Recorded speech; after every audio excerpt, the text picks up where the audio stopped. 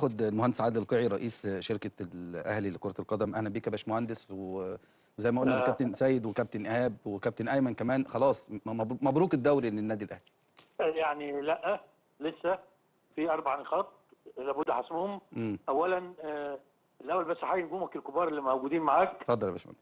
ويعني من احسن الناس اللي ممكن تستمتع بالاستماع اليهم ومشاهدتهم، وخصوصا بقى اللي وحشني جدا الكابتن سيد. كابتن عادل بيسال عليا واصاب الغرور ما بيردش. لا ما اقدرش والله ما اقدرش.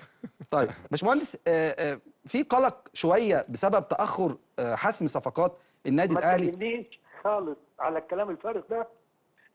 تاخر الصفقات ده انتوا الاعلام اللي عامله. الاهلي اعلن حاجه؟ هو الاهلي انا متفاوض مع حد؟ لا معلش، الاهلي اعلن لا هو ايه الكلام الفارغ؟ يعني ايه؟ مش فارغ، انا ما قلتش فارغ.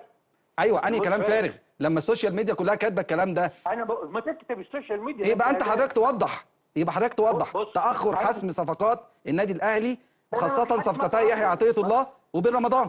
ما انت ده من وجهه نظرك. مش وجهه نظر يا باشمهندس، انت خليتها وجهه نظر. انا مهيب اتفضل. مهيب، انا بجاوبك على فكره. اتفضل. انت بتقول لي تاخر صفقات، دي وجهه نظر. انا بقول لك انا مش هتكلم في تفاصيل. النادي الاهلي عمره ما اتكلم في تفاصيل شغله. النادي الاهلي يعلن عندما ينهي الامر. يحاسب النادي الاهلي على المعلومه اللي تخرج منه بشكل رسمي.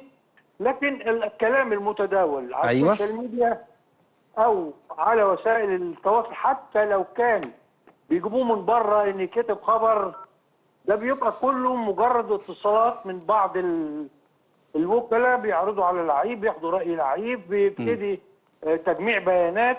انت تعلم الاليه اللي بيشتغل بيها الاهلي دلوقتي. الاسماء مطروحه قدام مستر كولر. الناس عماله ده كل 3 ايام ماتش، ورغم كده بيتفرج وبيحلل الماتشات اللي فاتت واللي جايه، وبيتفرج على الناس اللي هو عايز يتعاقد معاه. فالاهلي يعمل. لقيت ان الموضوع ده يعني كل ما اقلب كده الاقي يحيى عطيه الله بن رمضان، يحيى عطيه الله بن رمضان، مشكله زياده الاسعار، النادي المجري، النادي. فقلت لا، دي حاجه غريبه جدا، لان النادي الاهلي ما بيشتغلش كده. واولا احنا في نهايه موسم، والصفقات حتى بتبقى في بدايات الموسم. انت بتتكلم على الكلام ده من بقالك 3-4 اشهر، مين ماشي مين جاي. ايوه. وكل اسبوع. ايوه. انت لو تجمع اللعيبه اللي الناس مشيتها من النادي الاهلي هتجد 80% من الفرقه. صح. فده كلام احنا خلاص بخبراتنا كلنا. أيوة. يا مهيب. ايوه. بقينا فاهمين انه بيبقى له اهداف اخرى.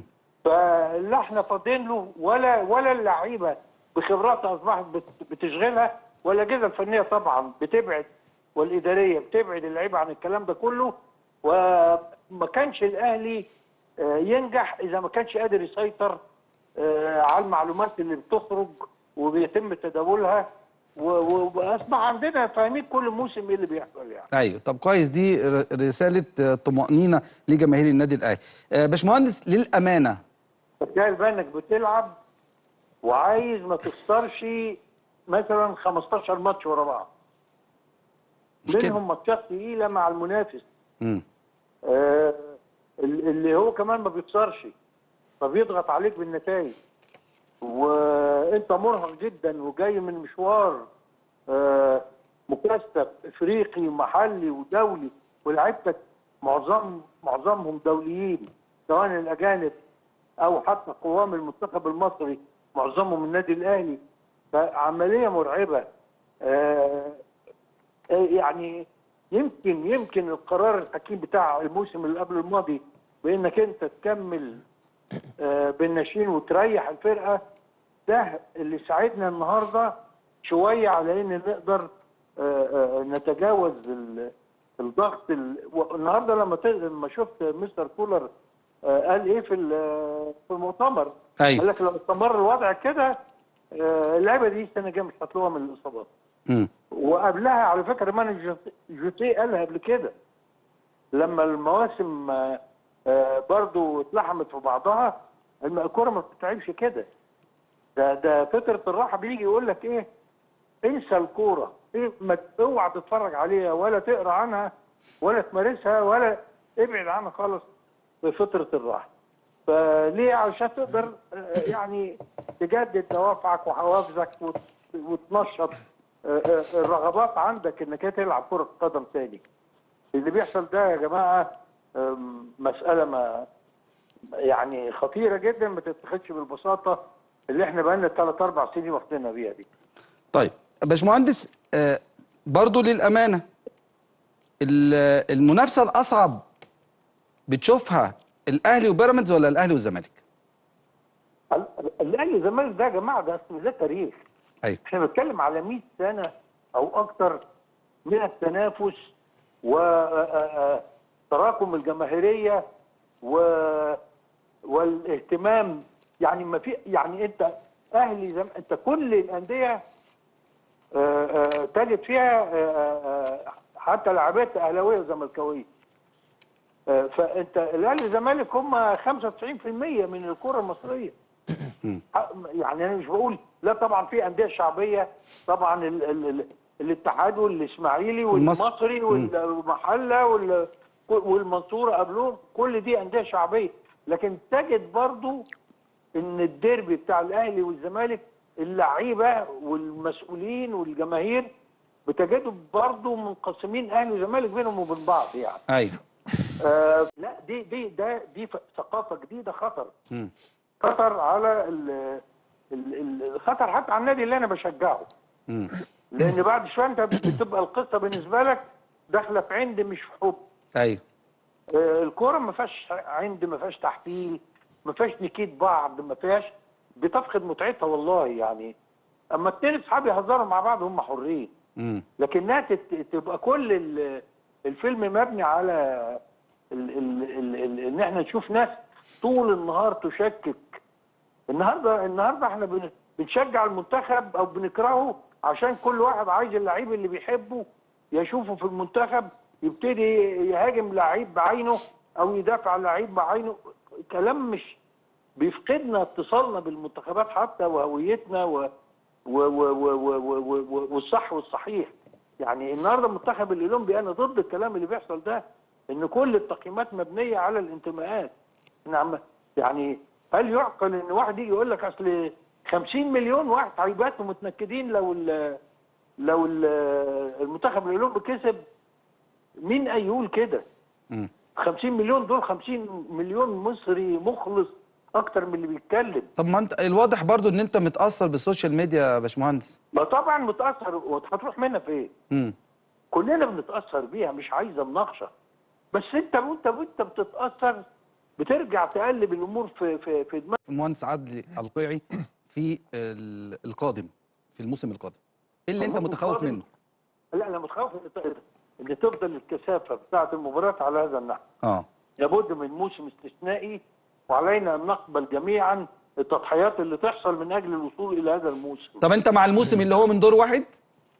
انا قلت اقتراح بقالي 3 سنين بقول العب دور واحد، اخد النص الفرق اللي فوق يتنافسوا على بطوله الدوري وان شاء الله اعملها من دورين. واخد النص اللي تحت النظام البلجيكي يتصارعوا من اجل البقاء وبرضه من دورين. ايوه. هتقول لي هوفر لي 5-6 اسابيع. ده مش شويه، 8 اسابيع كمان. بس لازم تعمل بعد ما يفصلوا يا باشمهندس. حضرتك قصدك بعد ما يفصلوا كمان الدور الاولاني اللي هم ال10 وال10 يلعبوا دورين كمان؟ يلعبوا دورين رايح جاي. كويس. تروح من اللي انت بقى ايه عدد من الفرق بحيث تبقى 16 بالظبط، وتطلع العدد ما ترجعش ل 18. تمام. هتقول لي بقى صعبه هي صعبه. طيب. بس انقاذا للكره المصريه دي خطوه. ليه الغاء مسابقه الكاس ولا استمرارها؟ لا ماليش دعوه بالكلام ده، لانه هياخدك في تفسيرات اخرى. ايوه. رايك؟ انا اهم حاجه ان اي قرار يتاخد ما ياثرش على ما يحطش يعني لود او ضغط اكتر على الموسم ده. يعني قول لي بالله عليك بعد ما تخلص الدوري امتى هتلعب الكاس الموسم ده؟ امتى هتلعب السوبر؟ اتحدد ميعاد السوبر. وبعدين النهارده سامعين نغمه هنأجل القيد لحد الموسم ما ينتهي رسميا، دوري وكاس وسوبر. يعني انت هتخش في القيد بقى في سبتمبر ولا هتعمل إيه؟ يعني عمليه الله يكون في عون الناس المسؤوله، لانها مش سهله. طيب لكن هي عايزه تعاون وتضحيه مننا كلنا عشان نوصل لنظام يقدر انا مستغرب المدربين امتى بيصلحوا الاخطاء، مفيش اخطاء ايه؟ ولا مفيش بيرسخوا التكتيك اللي هم ولا عايزينه. تكتيك ولا هي ماشيه بالبركه. يعني انت فعلا لولا ان الاهلي عنده اللفظ بقى السكواد شخصيه كمان، شخصيه بتاعه اللعيبه. والبدلاء، مفيش بدلاء في الاهلي. لا مفيش. يعني الاهلي كان عنده كله اساسيين الحقيقه يعني. طيب فده باشمهندس، اللي مخليه قادر ان هو بعمليه التدوير يعالج الاصابات والارهاق ويكمل. يعني غير كده كانش ممكن، ودي نتيجه سياسه جيده عبر المواسم الماضيه في تدعيم الفريق. كنت إن اشد اللعيبه كنت من اشد المعجبين بمانويل جوزيه. شايف ان كولر فعلا عامل حاجات كويسه جدا، بس الجيل ده مش عايزين نظلمه بنجاحات الجيل السابق ولا مستر مانويل، لانه بيعمل حاجات ربما تجاوز ده حقيقي. الجيل ده بعض الارقام ده حقيقي. اللي اتحققت قبل كده. صح. الكره دلوقتي بقت اصعب كتير.